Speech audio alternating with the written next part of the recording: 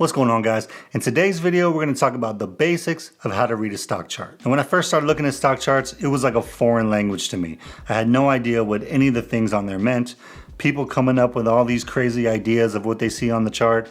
And I'm just looking there like, but I'm going to show you guys the basics of what I do when I read a stock chart. It's not very complicated. I only use a handful of things, but it definitely helps to be able to get an idea of how the market is viewing a stock that you're looking at. And these concepts apply to Bitcoin and crypto charts as well. So it works either way. So for all my stock charts, I use TradingView. You don't have to use TradingView, obviously. There's other great things out there. Stockcharts.com is another one. I use TradingView because they have native apps for macOS and for iOS. And I like being able to have it on my phone. But at the end of the day, use what you're most comfortable with. If it's not TradingView, that's okay. So what I've done here is I've pulled up the Starbucks daily chart up in TradingView. When I create a chart, I use a handful of things that I like to see. And I'll go through and explain what each one is, and then I'll talk about how I use them together to be able to get an idea of what's going on with the stock. So number one, for my charts, I like to use candles. So what a candle tells you on a given time frame is what price the stock opened at, the price it closed at, and then all the prices that it hit in between. Just as an example, if I look at today, which is June 28th, it's a red candle, which means that the price that it closed at was lower than the price that it opened at. It was a red day, basically. And what you'll see is, you see this part here, which is just a line, and the part here, which is solid. The top of the solid part of the candle is the open price. And then the bottom of the solid part of the candle is the close price. And we know that because it's a red candle, which means that it opened higher than it closed. And if you look at a green day means that the price closed for the day higher than the open price for the day.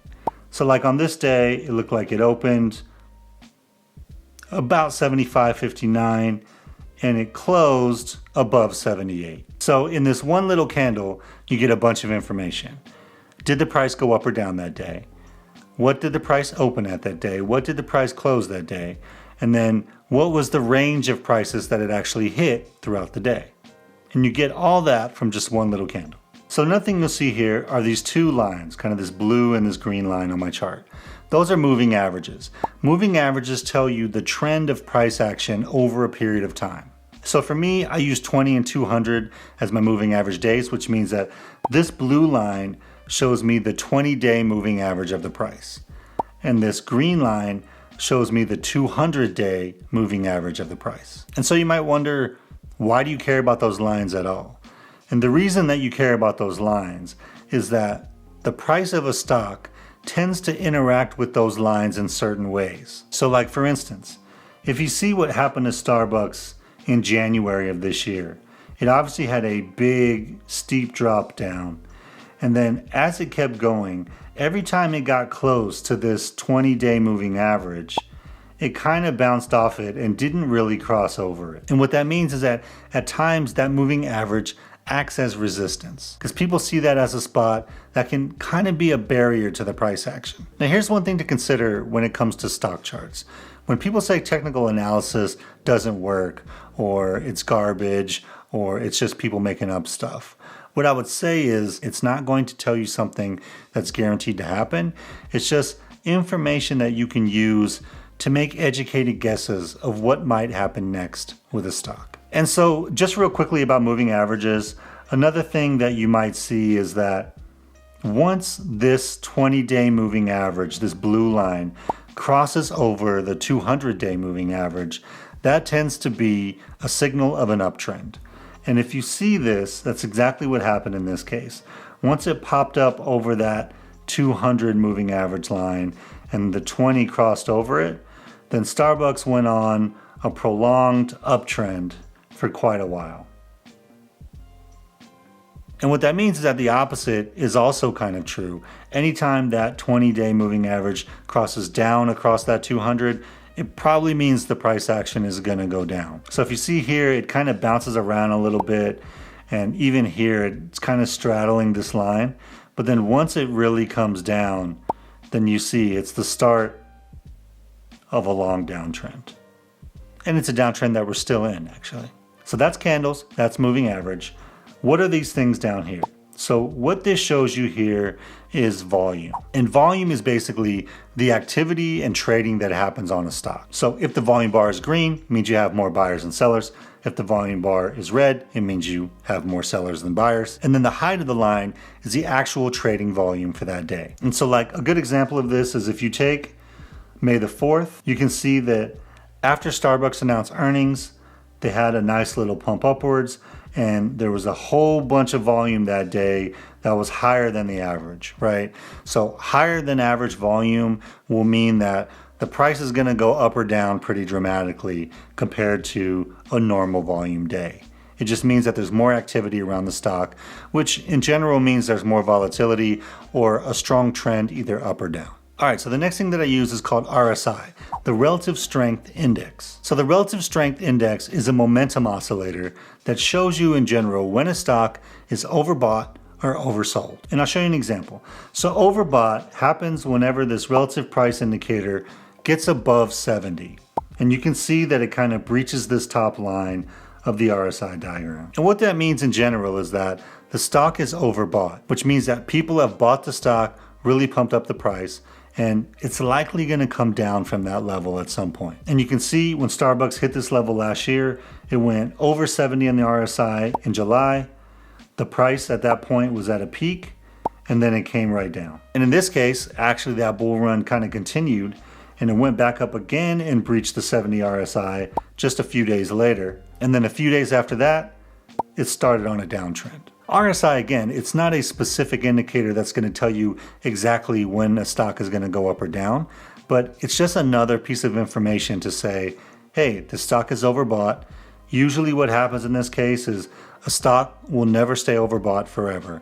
At some point, it has to come down. And then the opposite of that is a stock can be oversold. And what that means is that people have sold the stock, and at this point, it's at an oversold level when it comes to relative strength. And what that means in general is that at some point, a stock has to come up. Now, in my experience, a stock can stay oversold way longer than it stays overbought. And let me show you an example of that. If you looked at Starbucks in January 20th of this year, right, it hit about $95 a share, and it was way oversold at $95. And then if you look at where it went over the next few months, on the RSI, it came up again here, right? So it came up at oversold, but that price level was actually lower than the price level that you started at when it started at being oversold. It's a 91. And if you look at the price action since then, it's only gone lower.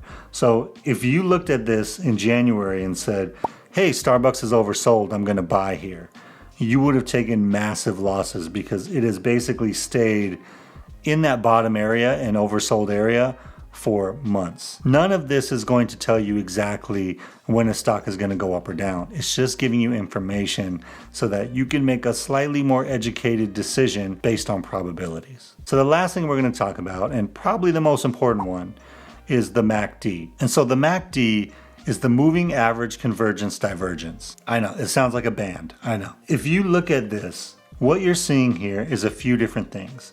One, you see these bars here, these red, light red, green, and light green bars.